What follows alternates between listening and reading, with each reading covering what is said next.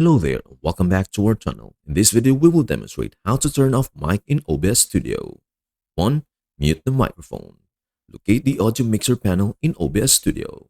Find your microphone listed. Example, mic auxiliary. Click the speaker icon next to the microphone in the audio mixer. The icon will turn red, indicating the microphone is muted. 2.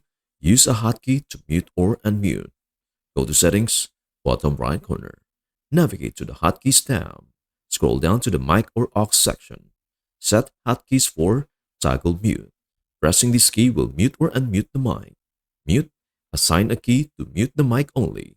Save your settings by clicking OK. 3. Remove the microphone from the scene. In the Sources panel, locate your microphone input.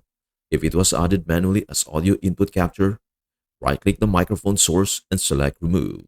This will completely remove the microphone from the scene. And that's everything you need to know about how to turn off mic in OBS Studio. Before we end, may I humbly ask you a favor?